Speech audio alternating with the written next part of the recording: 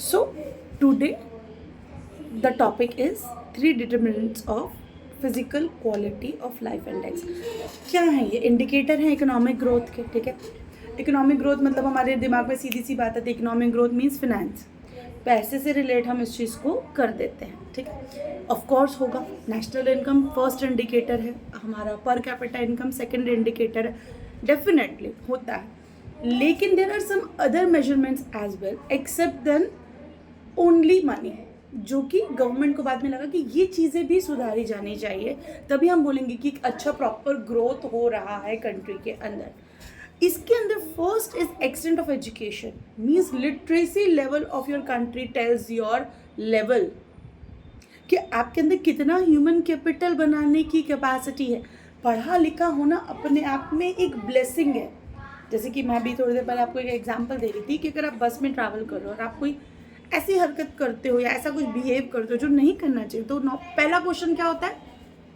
क्या आपको स्कूल में यही सिखाया जाता है? यही बोलते हैं वो. क्यों? क्योंकि उसका मतलब क्या है कि अगर एक पर्सन एजुकेटेड है, अगर एक पर्सन पढ़ा लिखा है, तो वो एक बेहतर सिटीजन बनेगा, एक अच्छा ह्यूमन कैपिटल बनेगा, will be more wise, right, more capable of doing things.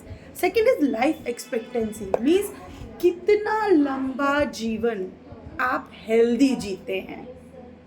अगर मैं आपको उसको बहुत ही सिंपल शब्दों में समझाऊं तो life expectancy is the life span where a person is longevity which you can से.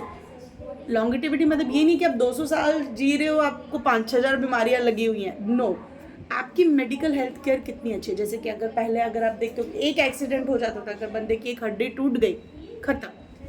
Thanks to doctor Nizam, thanks to doctor APJ Abdul Kalam, Dr. Nizam from Nizam University Hyderabad, they introduce light weight calipers. अगर आज की date में light weight calipers का suppose करो मेरा हाथ टूट गया ना, तो वो इतने लाइट वेट कैलिपर्स होते हैं, मेरे हाथ में डाल देंगे वो नट बोल्ट्स रॉड, कि मैं इजीली अपनी डेली रूटीन एक्टिविटीज़ कर सकती हूँ. तो इट्स अ ब्लेसिंग, राइट.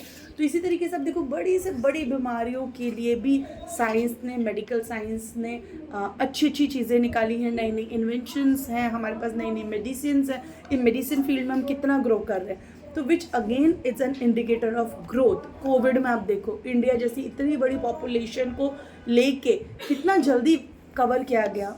हालांकि मतलब ये तो एक वर्ल्ड वाइड पूरा इतना वर्ल्ड वाइड एक इतनी बड़ी डिजीज़ आई, उसको भी हमने कवर किया, हमारी मेडिकल साइंस ने अच्छा किया. तो that shows a growth level. ठीक है, कई गांव के गांव प्लेग में उड़ जाते थे, बुखार हुआ, पूरे गांव को बुखार हुआ, गांव का गांव साफ. ठीक है, तो वो शो करता है एक वीक इकोनॉमी को. तो अगर जितनी अच्छी मेडिकल फैसिलिटीज़ है, एक इंसान की लॉन्गेटिविटी जितनी है, एवरेज लाइफ स्पान जिसको हम कंसिडर करेंगे, तो it means it's a good indicator. Then बेटा third is infant mortality rate. What is that? 0 to 1 year. ठीक है, 1000 बच्चों में से पर 1000 पे हम कंसीडर करते हैं death rate, birth rate. Infant mortality rate भी पर 1000 पे कंसीडर किया जाता है. 0 to 1 year में कितने बच्चे आउट ऑफ 1000 सर्वाइव कर जाते हैं, that is your infant rate. Who dies before 1 year, 0 to 1 year में जो सर्वाइव नहीं कर पाए. तो ये रेशियो जितनी ज़्यादा, क्योंकि देखो 0 to 1 इज़ वेरी सेंसिटिव. पहली बारिश, पहली धूप, पहला फ्रूट, पहली सब्जी, पानी, everything is first to the infant, right. तो उस टाइम पर उसकी प्रॉपर केयर अगर हो जाती है तो हम ये बोलेंगे मेडिकल केयर अच्छी है.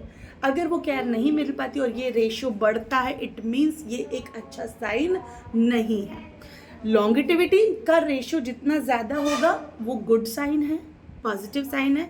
लॉन्गेटिविटी जितनी कम है वो एक बैड साइन है, नेगेटिव साइन है इकोनॉमिक ग्रोथ के लिए.